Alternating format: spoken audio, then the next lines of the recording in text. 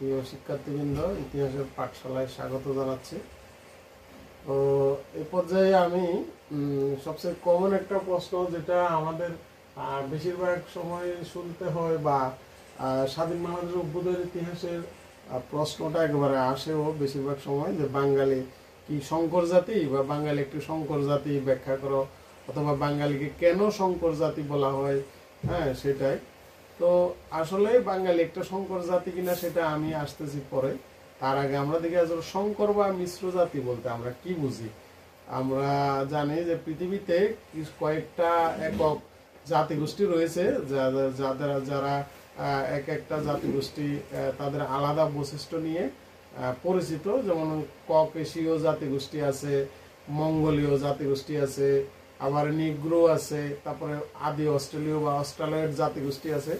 এই জাতিগোষ্ঠীগুলো সবার আলাদা বৈশিষ্ট্য, অনেকগুলো আলাদা বৈশিষ্ট্য রয়েছে, যে বৈশিষ্ট্যগুলোর মাধ্যমে আমরা বলতে পারি যে এরা কোন কোন জাতিগোষ্ঠী। কিন্তু মিশ্র জাতিগোষ্ঠী বলতে এমন একটা জাতিগোষ্ঠীকে বোঝায় যে জাতিগোষ্ঠীতে একক কোনো বৈশিষ্ট্য নাই। অর্থাৎ আমি এতক্ষণ যে জাতিগোষ্ঠীগুলোর কথা বললাম, সে সবগুলো জাতিগোষ্ঠীর কিছুটা বৈশিষ্ট্য যে জাতিগোষ্ঠীর মধ্যে রয়েছে সেটাকে আমরা মিশ্র জাতিগোষ্ঠী বলতে পারি। অর্থাৎ মিশ্র জাতিগোষ্ঠী হলো এমন একটা জাতি যেটা এমন একটা জাতি যে জাতির একক কোনো বৈশিষ্ট্য নেই। তারা অন্যান্য ভিন্ন জাতি থেকে কিছু কিছু বৈশিষ্ট্য নিয়ে তারা আলাদাভাবে নিজেদেরকে গঠিত করেছে বা নিজেরা পরিচিতি লাভ করেছে, এবং এটাই এর কারণে এদেরকে মিশ্র জাতিগোষ্ঠী বলা হয়। তো বাঙালি সত্যিকার ভাবে একটা মিশ্র বা সংকর জাতিগোষ্ঠী। এর কারণও রয়েছে, কারণ আমরা জানি যে পৃথিবীতে যে একক জাতি রয়েছে, যেমন মঙ্গোলয়েড, অস্ট্রালয়েড বা নিগ্রো বা ককেশীয়, এই সবগুলো জাতি আমাদের এই ভারতীয় উপমহাদেশে কোনো না কোনো সময় বিচরণ করেছিল।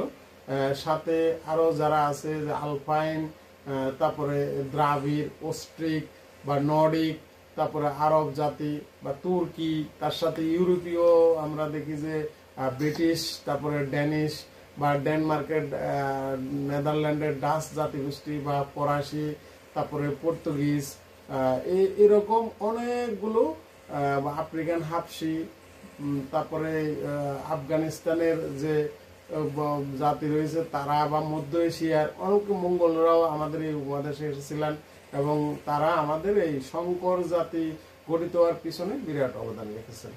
আমরা যেহেতু সবগুলো জাতির কিছু না কিছু বৈশিষ্ট্য লাভ করেই সুগঠিত হয়েছি, তো সেজন্যই বলা যায় বাঙালি একটা সংকর জাতিগোষ্ঠী বা সংকর জাতি, এতে কোনো সন্দেহ নেই।